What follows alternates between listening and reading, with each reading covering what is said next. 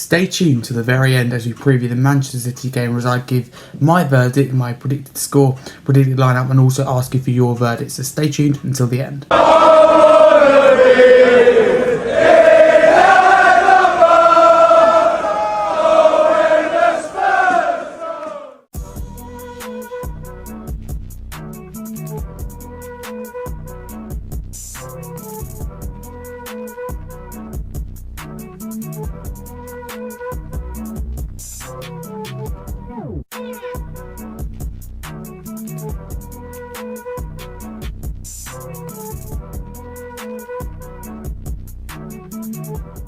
What's happening, people, and welcome back to the channel. I do hope you're keeping well.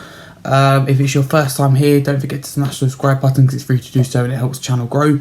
If you like what you're seeing, like the video, get involved in the comments throughout today's video. I'll get back to you as soon as possible. And also, again, if you like what you're seeing, turn the notifications bell on so you always keep up to date with my content. Without further ado, let's crack into it. We've got a big game at the Etihad away to Pep Guardiola's Manchester City Sunday evening. Blimey, it's going to be tough. It's going to be tough anyway. Because it always is. What we're talking about here, probably the best team in the league. For me, the best team in the country. Maybe not at their best at the moment, like without De Bruyne. They've had patches of the season without Rodri where they've not picked up points. But still, we mustn't underestimate Pep Guardiola and the squad depth they have. This is going to be really, really tough. And if we can somehow go there and get a result, that really just shows how far we have come. Yes, it hasn't been a great month, but it's still been a good start to the season. Got lots of players out. One big player returning is Yves Bissouma from suspension. I think he'll be a really important player because obviously we found out the news that Bentancur is out until around mid-February, so minimum 2.5 months, which is a huge disappointment because we don't know if he'll be the same player when he returns. He just started to look good as well, that Villa game when he got injured, so such a shame. But that's a separate thing. It's still annoyed with Matty Cash, etc. But it's great to have Bissouma back. That's a real positive. I'm hoping Sarr is available. Obviously, I missed the last game through that injury, but hopefully he's back because that's a stronger midfield with him there. I thought the midfield actually done quite well against Aston Villa. We saw 3 players starting in the midfield against Aston Villa, who hadn't started there all the season in Kulusevski, Gil, and Lo Celso, for example. Or if you look at the midfield, it's Bentancur, Gil, and Lo Celso. But none of those 3, Bentancur, Gil, or Lo Celso, none of them have started any Premier League game so far this season. So that's how big it was. It's been a frustrating month, 3 losses in a row.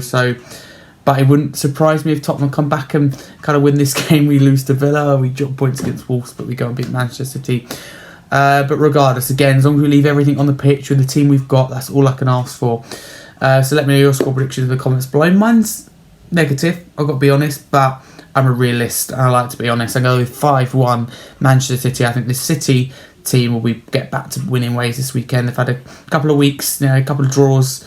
Without a win, they need that win back if they want to get anywhere near the top of the table again, with Arsenal at the moment at the top. But we're still only 4 points away from City. Although everyone says it's a disaster, the season's over, only 4 points away from City. If we beat them 1, can't see us beating them, but who knows. But let me know your score predictions in the comments below. My team is hard because at this current moment of recording the video, we don't know who isn't and who is available. But for me, I'm going to talk you through the teams. So Vicario for me would be in goal. Adoki and Porro would be the fullbacks. Defence, this is where it gets interesting. I'd probably not be funny, would bring Dyer back in.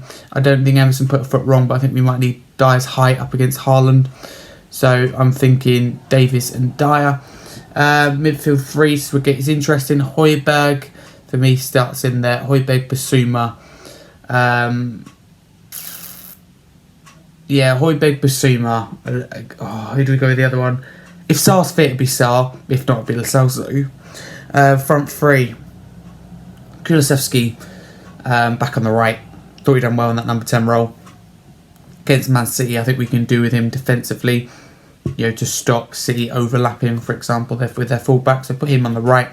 Brennan Johnson. No, hang on. I'll Brennan Johnson on the left and Son through the middle, but I'd be interested to change that because I think Son could be more effective on the wing.